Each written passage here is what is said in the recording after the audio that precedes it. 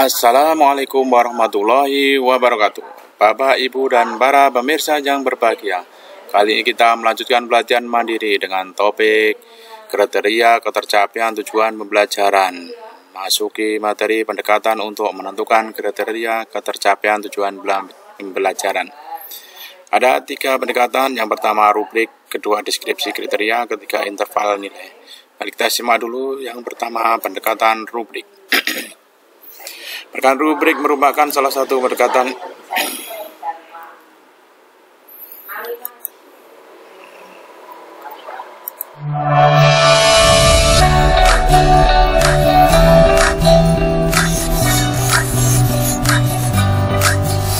menetapkan kriteria ketercapaian tujuan pembelajaran merupakan salah satu hal yang paling penting dalam mengukur proses belajar yang dialami oleh peserta didik. Dengan kemampuan peserta didik yang beragam, tentu kita akan menemukan peserta didik yang sudah mencapai tujuan pembelajaran dan peserta didik yang belum mencapai tujuan pembelajaran. Namun, bagaimana caranya untuk kita melihat sejauh mana ketercapaian peserta didik dalam suatu tujuan pembelajaran tersebut? Pada proses inilah kriteria ketercapaian tujuan pembelajaran berperan. Salah satu pendekatan yang dapat Ibu dan Bapak gunakan dalam menyusun kriteria ketercapaian tujuan pembelajaran ialah pendekatan rubrik. Rubrik menjadi opsi terbaik karena memuat deskripsi lengkap yang berjenjang sesuai dengan tingkat kompetensi peserta didik. Lalu, bagaimana cara menyusun rubrik dalam kriteria ketercapaian pembelajaran?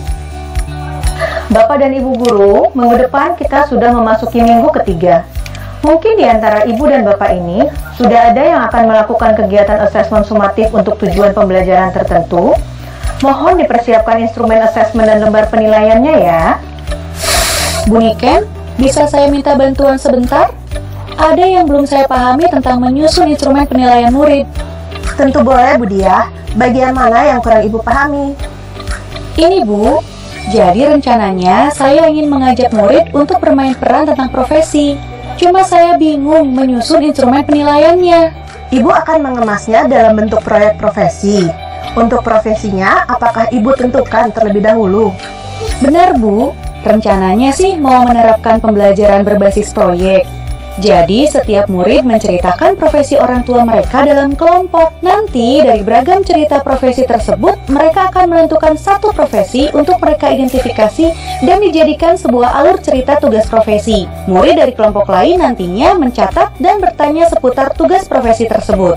Jadi Bu Diah ingin anak-anak mengidentifikasi berbagai profesi orang tua, lalu membuat alur cerita tentang tugas profesi tersebut, hingga menampilkan cerita tersebut di kelas. Iya benar, seperti itu Bu Niken. Sebaiknya penilaian apa yang cocok untuk menilai kegiatan ini ya? Sebaiknya Ibu menggunakan rubrik penilaian Bu. Jadi, tadi Ibu sudah paparkan kriterianya seperti murid nanti mampu mengidentifikasi profesi orang tua, mampu menceritakan tugas dan fungsi profesi orang tua, mampu menyusun alur cerita tentang profesi, hingga mampu menampilkan cerita profesi orang tua di depan kelas. Kalau untuk kriteria capaiannya bagaimana Bu? Bu Diah bisa gunakan capaian berjenjang. Misalkan, jenjang baru berkembang pada hal yang paling sederhana, jenjang layak pada hal yang mulai terjadi peningkatan, jenjang cakap murid mampu menjelaskan dengan baik, hingga tahap mahir murid mampu menjelaskan, memberi contoh hasil pekerjaan, hingga memperagakan profesi tersebut di depan kelas. Terlihat bahwa anak akan melalui tangga tahapan belajar. Semisal nih Bu Niken, Rama murid saya di kelas mampu menjelaskan tugas pekerjaan orang tuanya sebagai dokter.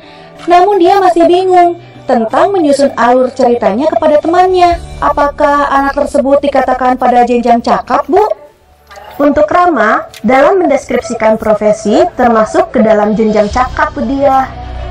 Namun, dalam menceritakan profesi, Rama masih dalam tahap layak. Sehingga, Rama belum mencapai tujuan pembelajaran karena syarat untuk mencapai jika kedua kriteria di atas mencapai minimal tahap cakap.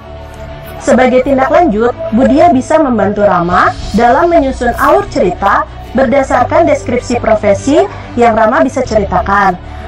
agar selanjutnya Rama bisa menampilkan cerita tersebut di depan kelas bersama teman-temannya. Pada praktiknya, rubrik penilaian dapat ibu dan bapak guru informasikan kepada peserta didik sebelum pemberian tugas. Hal ini akan membantu peserta didik mengetahui apa yang diharapkan dari tugas tersebut dan tujuan dari pembelajaran yang telah berlangsung. Rubrik juga dapat membantu ibu dan bapak guru untuk mengukur ketercapaian dan kualitas dari pemahaman setiap peserta didik. Dengan mengukur tingkat pemahaman peserta didik terhadap suatu tujuan pembelajaran, kita dapat melakukan perbaikan dan peningkatan dalam proses pembelajaran.